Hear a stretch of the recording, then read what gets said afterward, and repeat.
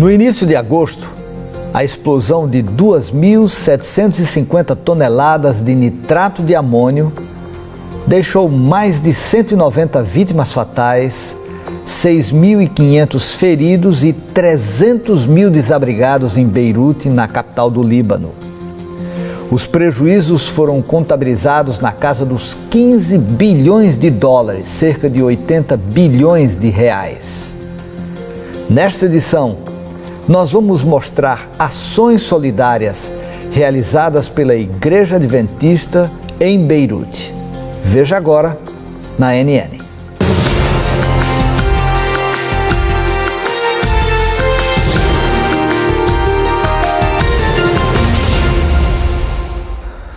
Hoje nós estamos aqui na Igreja Adventista Brasileira de Washington. E é daqui que nós vamos falar sobre um voo humanitário do governo da Eslováquia que trouxe ao Líbano toneladas de alimentos. O auxílio permitiu à ADRA expandir suas operações de socorro com foco no fornecimento de alimentos, água e suprimentos essenciais para as vítimas das explosões. O diretor de gestão de emergências da ADRA, Mário Oliveira, destacou que, mesmo antes da explosão, a segurança alimentar no Líbano era uma causa de séria preocupação. Oliveira acrescentou que 1 milhão de pessoas no Líbano não podem arcar com suas necessidades, ou seja, mais de 14% da população do país. Seguimos em Beirute. A Igreja Adventista do Sétimo Dia no Oriente Médio enviou um vídeo mostrando um pouco mais do que os fiéis estão fazendo pela cidade e seus cidadãos. Os voluntários montaram 300 cestas básicas. Eles se organizaram, conversaram e limparam as ruas de Beirute. Os estragos foram grandes e, por isso, muita disposição e mão de obra voluntária foi necessária.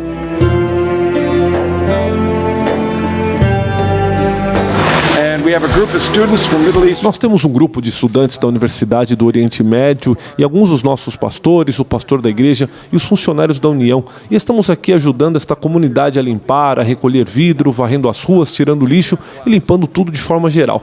Assim que o desastre acontece, como neste ano, as pessoas se unem e ajudam umas às outras. Isso é muito bom de ver. Como foi hoje?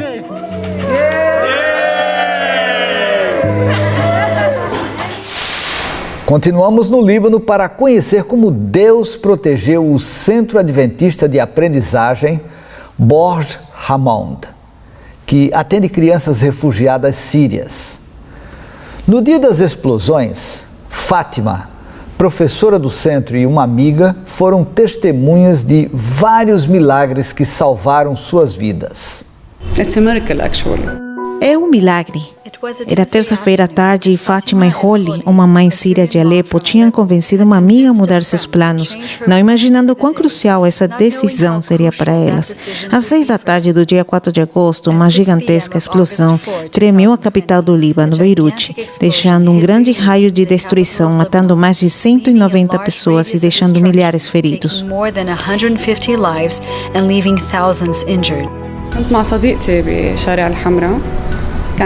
Eu estava com minha amiga na rua Anha. Tínhamos algo para fazer, mas decidimos ir às compras.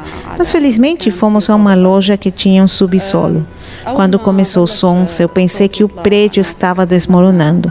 As pessoas começaram a gritar, houve pânico e as pessoas disseram que houve uma explosão. Minha amiga estava gritando e correndo, mas para mim foi uma situação diferente. Senti-me chocada.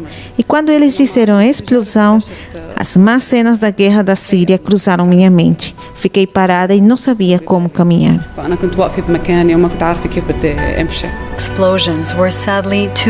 Fátima viveu os horrores da guerra na Síria e agora trabalha no Centro Adventista de Aprendizagem, uma escola para 450 crianças refugiadas inaugurada em 2013. Este é um centro de aprendizagem. Eu ensino árabe e ajudo na tradução, mas eu vejo este centro como mais que um local de ensino. É como uma grande casa para crianças. Este é um lugar cheio de amor. Após ver o livramento que Deus deu às crianças que não estavam em aula no momento da explosão, Fátima faz um pedido a Deus confiante de que Ele vai responder. Eu espero e suplico que Deus use seu divino poder não somente para arrumar a situação em nosso centro, mas também no Líbano. Líbano é um país lindo que eu amo muito e eu considero meu segundo lar.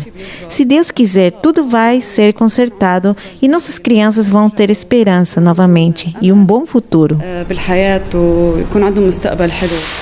E a última notícia de hoje é sobre mais um livramento divino. Rony e Elza são professores da Escola Adventista de Boukerai, que fica na capital libanesa, Beirute.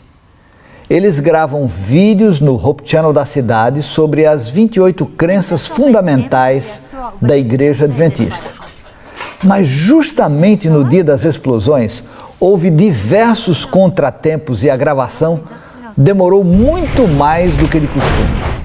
Apesar de esperarem com paciência, eles sabiam que não poderiam desfrutar da sua habitual rotina. Todo dia, às 6 da tarde, o casal senta em frente a uma grande janela de vidro de seu apartamento e contemplam a cidade de Beirute. Mas logo o casal ficaria sabendo por que a gravação demorou mais do que o esperado. O local em que desfrutam momentos agradáveis, à tarde foi seriamente afetado pela força das explosões e ficou coberto de vidros. Rony e Elza não têm dúvida de que foi Deus quem os livrou. Com essa história nós fechamos o ANN especial sobre o Líbano. Na semana que vem, se Deus quiser, nós voltamos com mais notícias de fé, amor e esperança em meio às dificuldades desta vida. Que Deus abençoe e um forte abraço.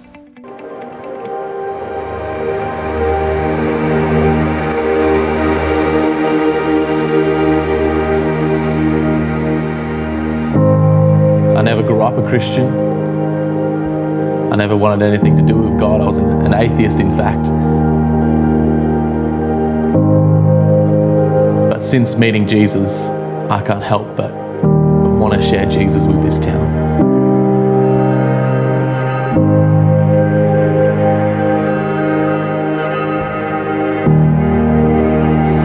Kempsey Adventist School is like a community in a nutshell.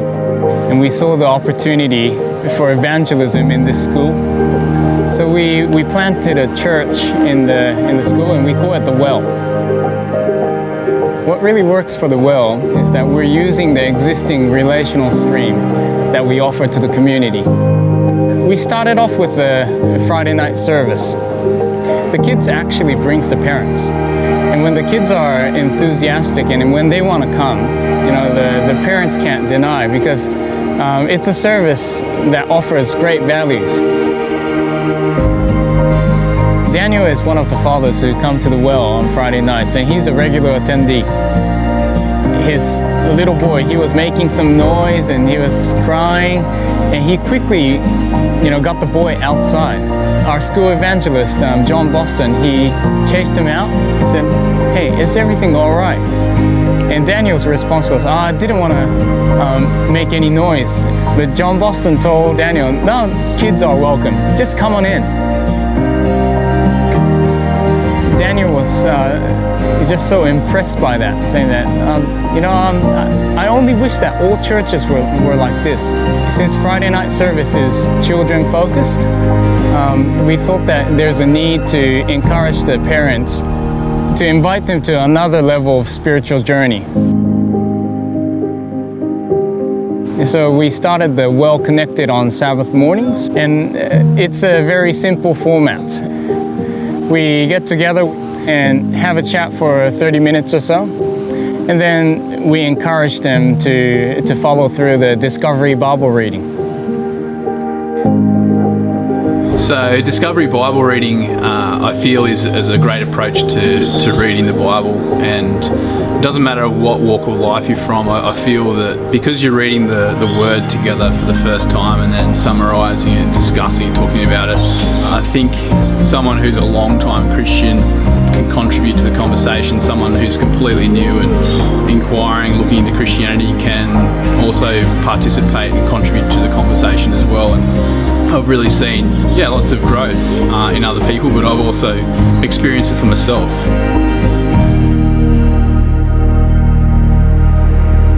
For me, the first time I met Jesus was actually through my school principal.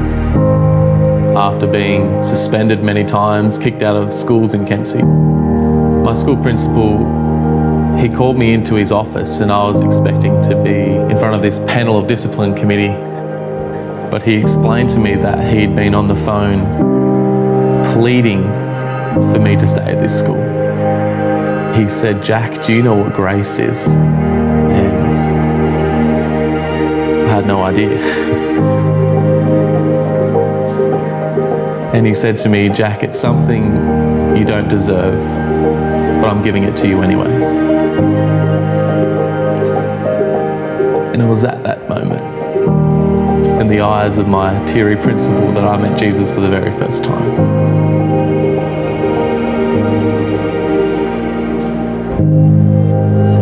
I've never forgotten that I met Jesus through someone else. That's what the well is all about.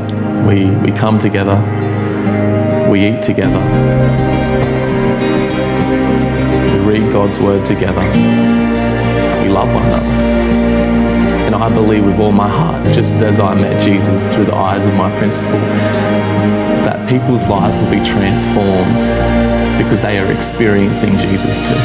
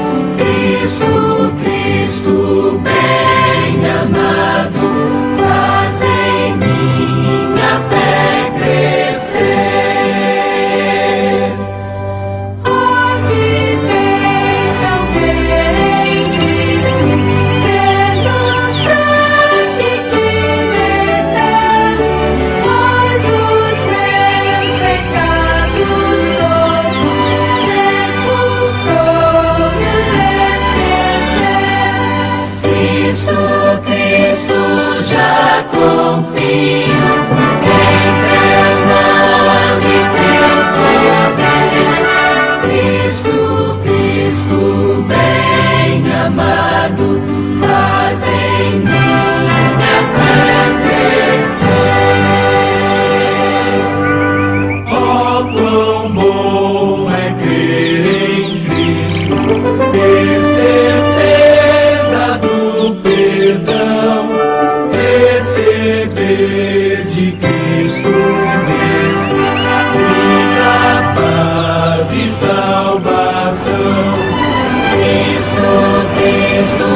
Quero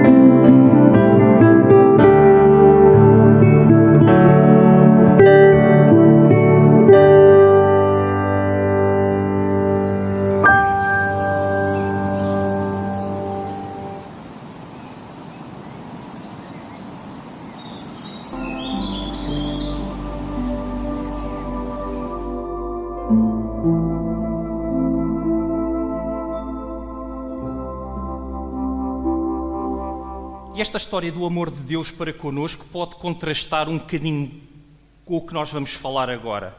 Aparentemente. Antes de entrarmos na pregação em si mesmo, antes de entrarmos na parte bíblica, digamos assim, muitos de nós, se calhar a grande maioria, já ouviu falar nos silogismos. O silogismo, como está ali referido, é um termo criado por Aristóteles para definir um argumento, um raciocínio, uma forma de raciocinar, uma argumentação lógica perfeita. E, no fundo, é um argumento que utiliza duas premissas e uma conclusão. Uma afirmação, uma segunda afirmação e uma conclusão. E a conclusão advém da dedução das outras duas afirmações anteriores. Se eu não me engano...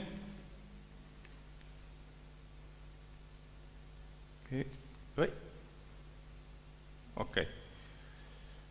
Este exemplo é o exemplo mais comum. Todos os mamíferos são animais, os cães são mamíferos. Qual é a conclusão? Os cães são animais. Isto é uma conclusão muito simples. Mas se aplicarmos esta lógica de pensamento, se aplicarmos este raciocínio aos aspectos bíblicos, será que o podemos fazer? Vamos experimentar. Eu não sei qual é o... para a frente e para trás, em cima e em baixo, Ruben, desculpa. É de lado? Ok, obrigado. Se aplicarmos esse raciocínio a alguns aspectos da Bíblia, nós temos uma afirmação em 1 João 4,8. Aquele que não ama não conhece a Deus, porque Deus é amor. Estamos certos? Deus é amor. Depois temos uma outra afirmação, que já devem com certeza a maioria de vós ter ouvido.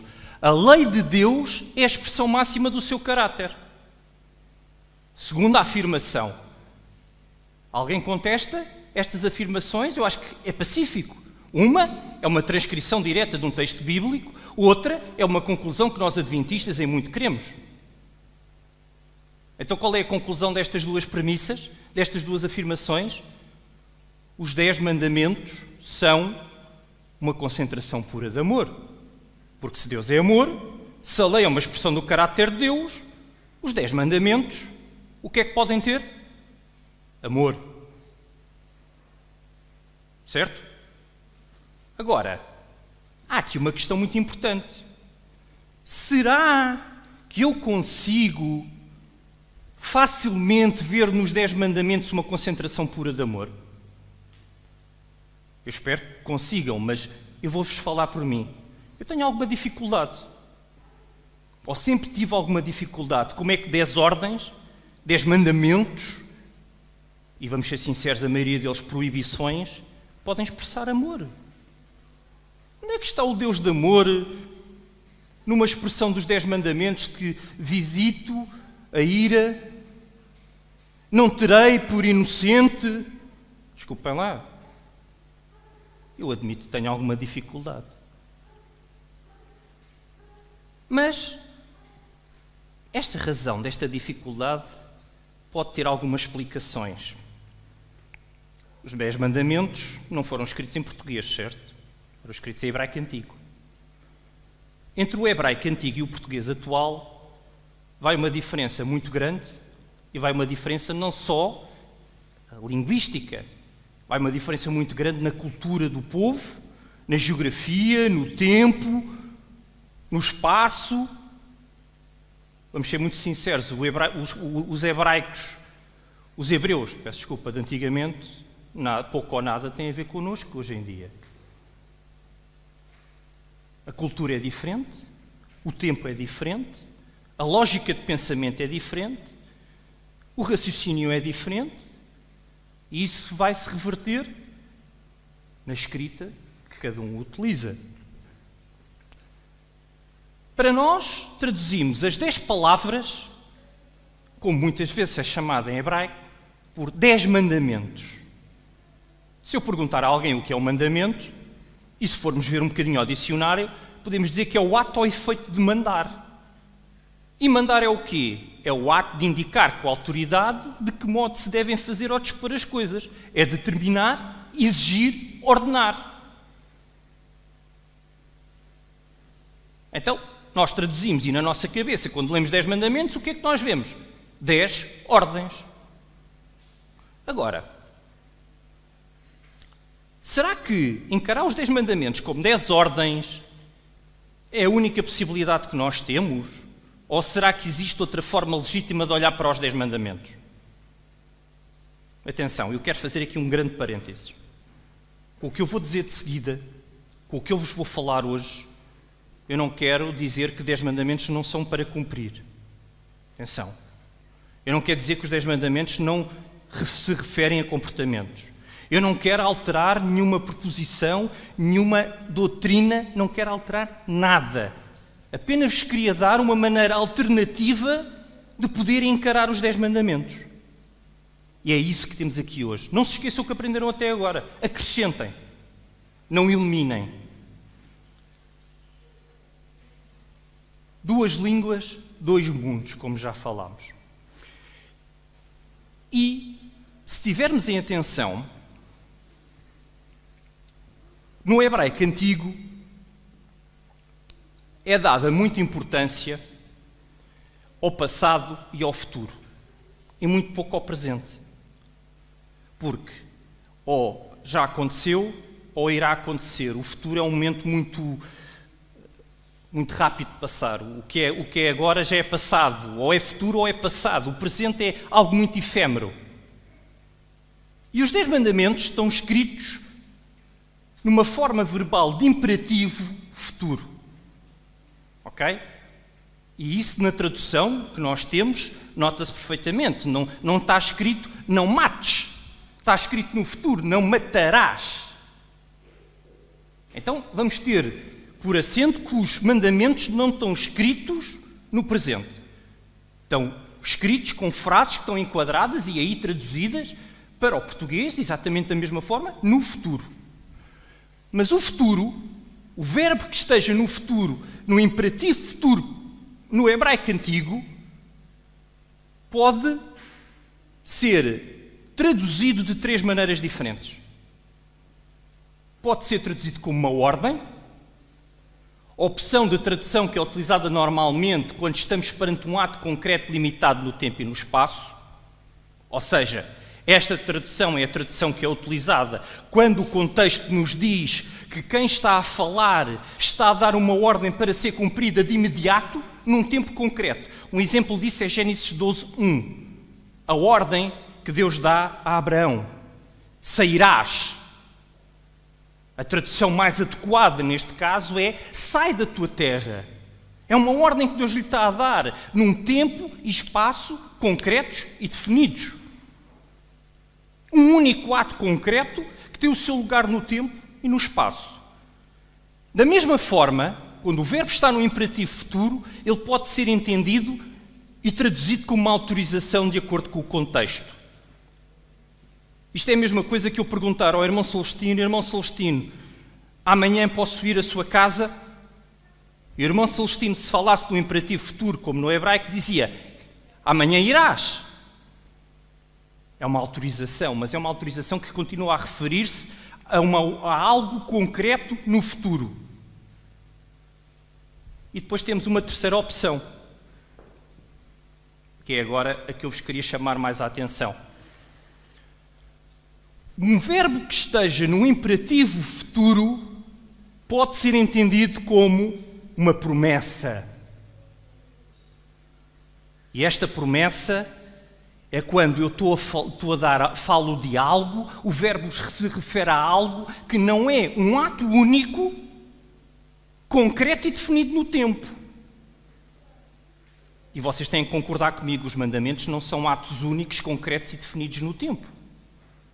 É para sempre e múltiplos atos. Dito isto, vamos continuar.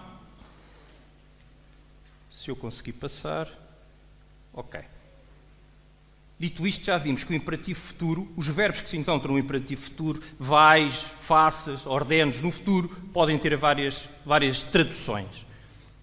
Mas também é preciso ter em conta o contexto em que surgem os 10 mandamentos.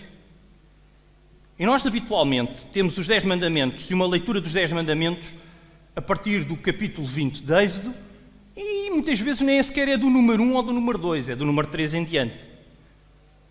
Mas se quisermos ir ao contexto, devemos ir ao capítulo 19. E no capítulo 19,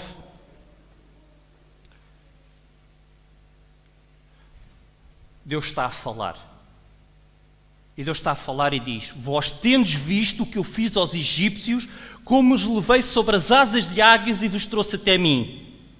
Agora, pois, se diligentemente ouvires a minha voz e guardares a minha aliança, então sereis a minha propriedade peculiar dentro de todos os povos, porque toda a terra é minha. E vós me sereis um reino sacerdotal e povo santo. Estas são as palavras que falarás aos filhos de Israel. Isto é o que antecede os 10 mandamentos. E o que é que Deus está a dizer aqui? Vós tendes visto o que fiz aos egípcios, como o levei sobre asas de águias. O que é que Deus está a dizer ao povo? Eu vos protegi. Eu vos cuidei de vós. Eu vos levei como a águia leva seus filhos nas suas asas. Não sei se vocês sabem, mas as águias têm um comportamento particular para ensinar os filhos a voar. Muitas vezes os filhos são largados do ninho até começarem a bater as suas asas, e muitas vezes quando eles estão a cair, a águia passa por baixo e apanha-os nas suas asas. Ela protege-os, não os deixa cair. E é o que Deus diz ao povo: eu vos livrei dos egípcios, eu não vos deixei cair, eu vos protegi. E mais à frente diz: ouvires a minha voz e guardares a minha aliança. Estamos a falar do quê? De um pacto, de um acordo, de um contrato que é feito entre Deus e o povo. Entre Deus e o povo que Ele ama e que Ele protege. E mais diz: e vocês serdes minha propriedade peculiar. Vocês sois o meu maior tesouro. E a pergunta que eu vos faço é a seguinte: parece-vos que este texto que antecede os 10 mandamentos são as palavras de alguém que vai transmitir ordens, comandos, proibições? Imaginem-se a falar com o vosso filho: filho, tu és o que eu mais amo nesta vida. Filho, tu és o que eu mais quero proteger nesta vida. Filho, eu quero ter uma relação contigo para sempre. Bem, ponto parágrafo, final, travessão. E agora vou-te dizer o que é que não podes fazer e o que é que podes fazer e as consequências que tens se fizeres mal. Mas vamos avançar no contexto.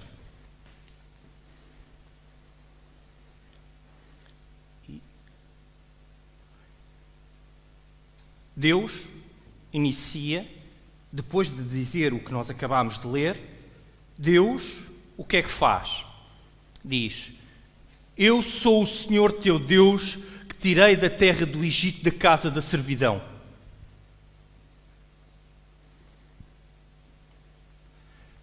A maioria de vocês já deve ter feito um contrato, nem que seja a maior parte de nós, se calhar pelas nossas casas, não é? Ou noutros aspectos, um contrato de trabalho. Mas vamos pensar no contrato de compra da nossa casa. A primeira coisa que acontece nesse contrato, o que é? Alguém me sabe dizer? Exatamente. A identificação do primeiro outorgante e do segundo outorgante. O primeiro outorgante, regra geral, é quem vende. E o que é que essa pessoa diz? Eu, fulano de tal, proprietário da casa tal, prometo ou comprometo-me ou declaro que. É o que Deus faz. Ele inicia os seus 10 mandamentos como uma declaração de identificação pessoal. Eu sou o Senhor teu Deus, que te tirei da servidão do Egito. Eu falei de um contrato de compra e venda, mas também há outras situações. também há outros contratos para a vida. Alguém se lembra de algum contrato para a vida onde haja votos? Casamento. E no casamento o que é que o noivo diz? Eu identifico-me, António Manuel Ranhado Soares, declaro que. Então, tudo isto nos leva a uma declaração de uma aliança, de um pacto de votos.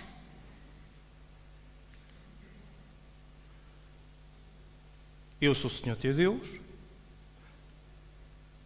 E que regra geral, quem se casou, eu espero não estar a falhar, qual é o primeiro voto que regra geral fazemos? O tradicional.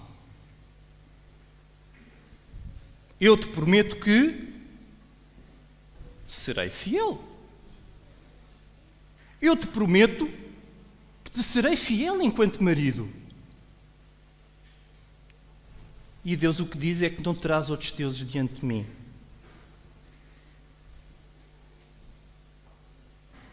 Meus amigos, meus irmãos, será que, entendendo que o futuro, o imperativo futuro pode ser uma promessa, o que Deus estará a dizer não poderá também ser entendido? Eu sou o Senhor teu Deus, eu te basto, eu te sou suficiente. De momento, de hora em diante, tu não precisarás buscar outros deuses diante de mim. A tua busca acabou. A tua busca terminou. Eu sou o único Deus que tu precisarás para toda a tua vida. Eu te prometo que não terás outros deuses. Porquê? Porque não te farão necessidade. Eu serei o teu único Deus e eu te bastarei como o único Deus. É uma promessa que Deus nos faz.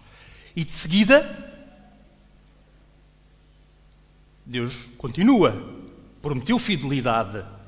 Prometeu que seria o único Deus que nós necessitaríamos. E depois diz, não faças para ti imagem de escultura, nem há alguma semelhança do que há em cima dos céus, nem embaixo da terra, nem as águas debaixo da terra. Irmãos, eu vou ser o máximo sincero possível.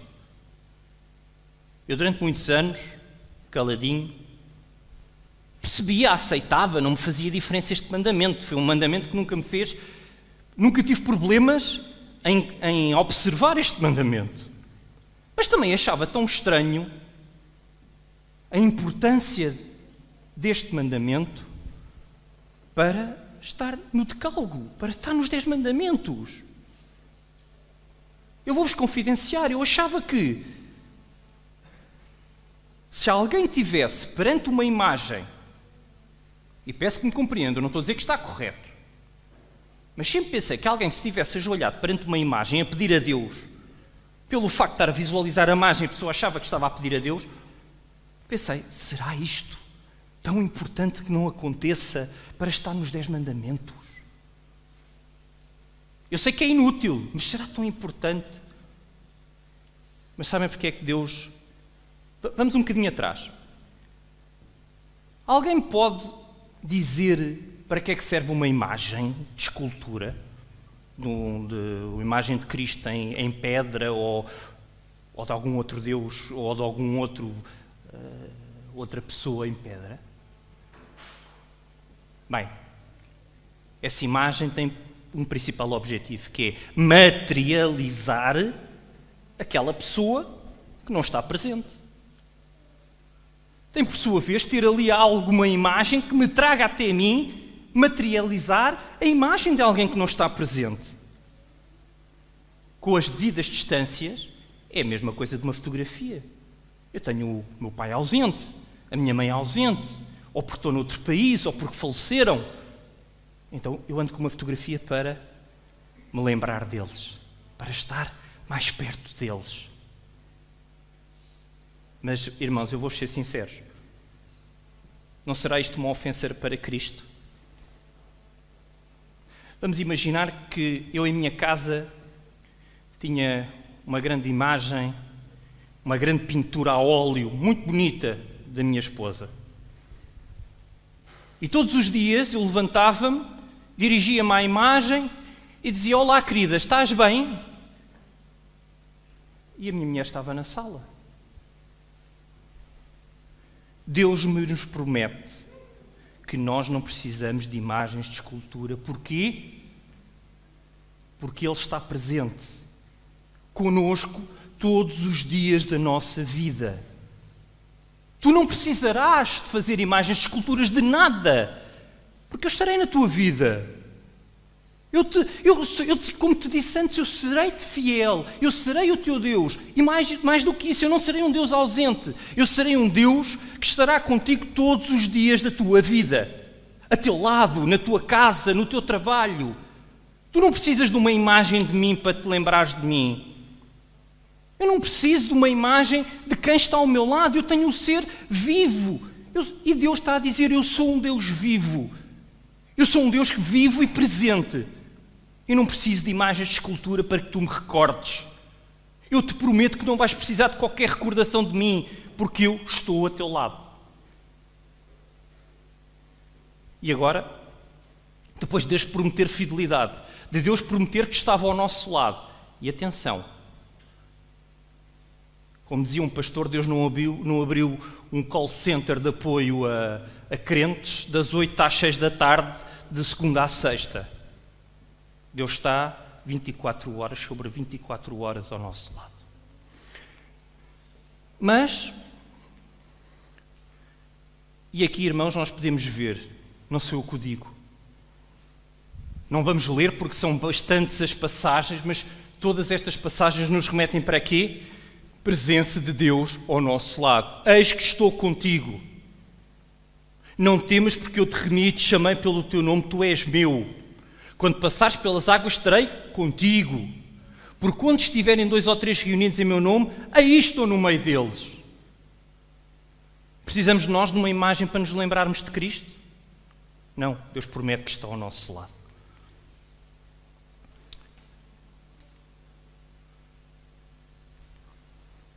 Dito isto, passemos de seguida ao outro mandamento. Não tomarás o nome do Senhor teu Deus em vão, porque o Senhor não terá por inocente o que tomar o seu nome em vão. Ui, promessa? Vamos ser sinceros, a única promessa que se calhar que vimos aqui é que promete que não tomará por inocente aquele que tomar o seu nome em vão. O que é tomar o nome de Deus em vão? O que é o tomar o nome de alguém em vão? É blasfemar? É usar o nome da pessoa fora de contexto? É usar o nome da pessoa indevidamente? Vamos ser sinceros, é isso que nós entendemos. Tomar o nome de Deus em vão é pôr o nome de Deus em afirmações que nada têm a ver com Deus e nada têm a ver com o contexto de Deus. Mas, irmãos, para que é que serve o nome? Para que é que serve, primeiramente, o nome? Para que é que serve? Porque eu posso estar ali naquele canto e dizer, irmão Celestino, eu estou a chamá-lo, estou-me a dirigir. Todos vós sabem que eu me estou a dirigir ao irmão Celestino. O nome serve, acima de tudo, para chamar e identificar uma pessoa. Agora, tenho 2 hipóteses. Quando eu chamo uma pessoa, essa pessoa pode-me prestar atenção. Mas, quando eu chamo alguém, essa pessoa pode fazer o que em português muitas vezes designamos ouvidos de mercador. Pode ter uma seleção auditiva, um ouvido que só ouve o que quer. Ignorar-me. Mas Deus... E quando eu chamo alguém e essa pessoa não responde ou me ignora, eu estou a utilizar o nome dessa pessoa em quê? Em vão. É inútil eu chamar por essa pessoa, porque é em vão. Se eu chamar pelo irmão Celestino e o irmão Celestino me ouvir e me ignorar, eu estou a utilizar o nome do irmão Celestino em vão. É inútil. Mas Deus nos promete uma coisa a cada um de nós. Depois de dizer que é fiel, depois de dizer que estará sempre presente, Deus diz-nos o quê? E cada vez que chamares por mim, nunca será em vão. E cada vez que clamares por mim, nunca será de forma inútil. Irmãos, atenção. Não é uma promessa de que Deus vai responder como nós queremos. Que Deus vai responder da maneira que nós queremos. Não é uma promessa que nós não iremos ignorar o que Deus nos diz. Mas a promessa, pura e simplesmente, é que Deus nos ouvirá. Deus não nos ignorará. Irmãos, a resposta nem sempre é a que nós queremos. A resposta, muitas vezes, e em alguns casos, eu admito que a resposta seja o silêncio. Mas há uma coisa que Deus nos promete. Não é por não nos ter ouvido. Não é por não estar atento aos nossos pedidos para com Deus, para com Ele. Agora, há uma segunda parte que diz: porque o Senhor não terá inocente o que tomar o nome do seu Deus em vão. O seu nome em vão. Irmãos, isto não é um castigo. Ainda hoje na escola sabatina falávamos disto. Isto é uma consequência. Não tomará por inocente o que tomar o seu nome em vão. A minha pergunta é, esqueçam agora isto, há algum justo sequer? Há alguém entre nós que seja inocente? O que Deus nos está a dizer é, por favor, se me chamares, se tomares o meu nome, se me buscares, eu te prometo que te ouvirei. Mas, por favor, que isso não seja inútil. Por favor, não ignores aquilo que eu te digo. Não ignores a solução que eu te dou. Porque se ignorares a solução que eu te dou e fizeres a tua própria opção, terás as consequências dos teus atos. Mas se tu ouvires a minha voz, se aceitares a minha ajuda, se aceitares a minha solução, apesar de seres injusto, apesar de não seres inocente, eu te tomarei como inocente. Eu apenas não te posso tomar como inocente se eu te dei a resposta e tu não me ouviste e optaste por fazer a tua vontade. Mas quando tu ouves a minha voz e tomas a minha ajuda e tomas o meu caminho, apesar de não seres inocente, eu vou-te tomar por inocente. Então, recapitulando, nós temos um Deus que é fiel, promete-nos ser fiel, promete-nos estar presente 24 horas por dia, promete-nos que nos vai ouvir sempre e que vai estar sempre disponível para nós. Caros irmãos, isto tem uma lógica. E nesta lógica vem, não sei se já fiz asneira, o quarto mandamento. O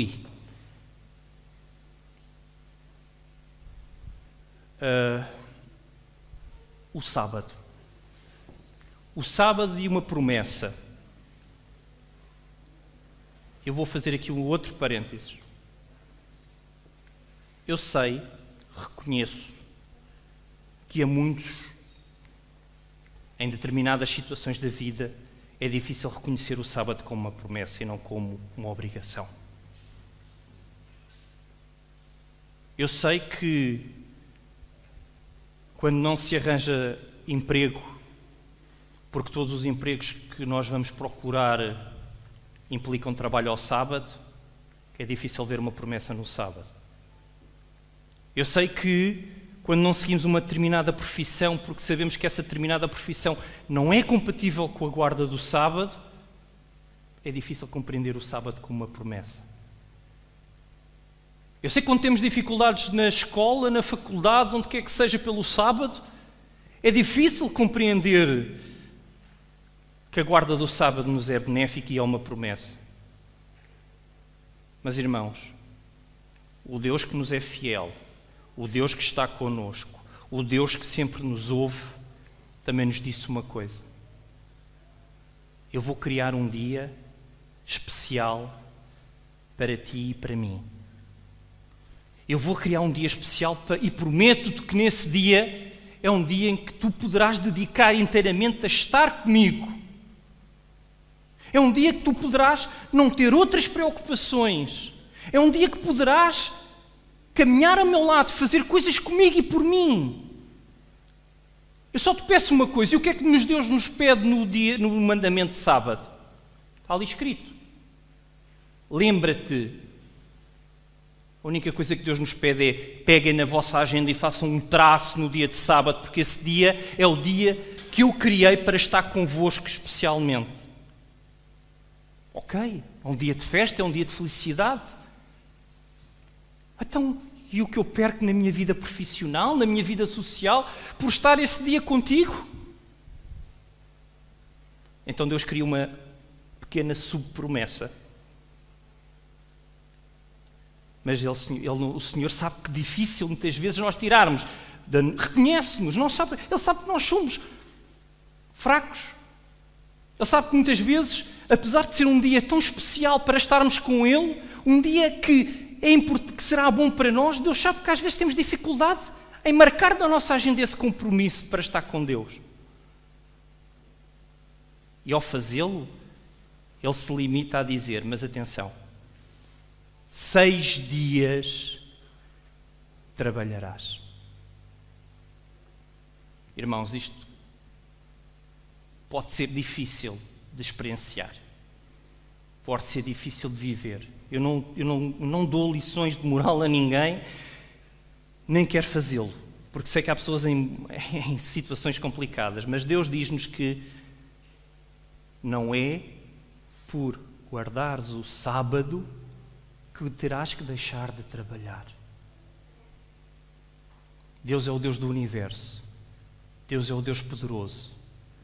Deus é o Deus forte e faz-nos uma promessa. Não é por guardarem o sábado que deixarão de ter trabalho. Atenção, irmãos, pode não ser o que nós idealizávamos.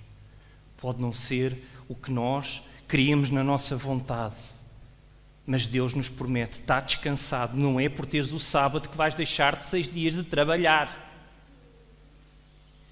E uma coisa vos garanto, nós às vezes não acreditamos, mas Deus arranja sempre uma maneira de nós sermos felizes com aquilo que Ele nos dá.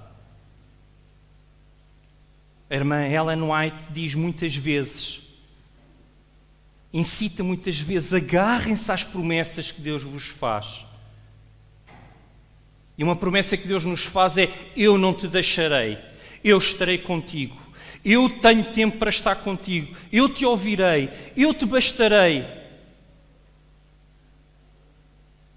Vistos assim, os primeiros 4 mandamentos são uma promessa de fidelidade de um Deus para com o seu povo.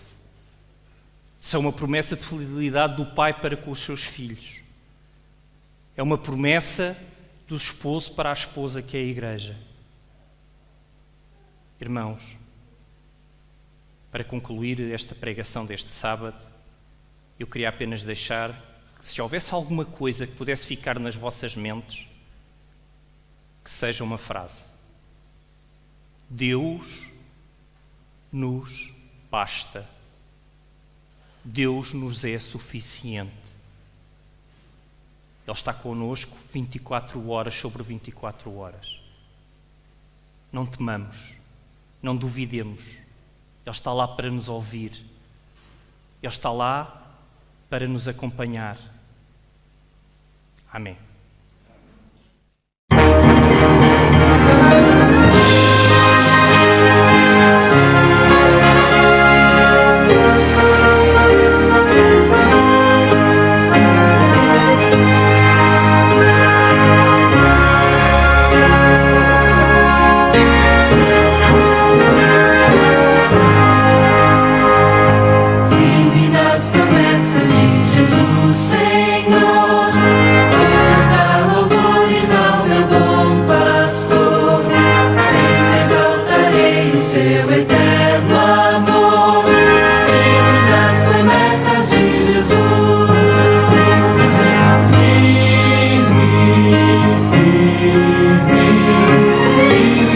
Promessas de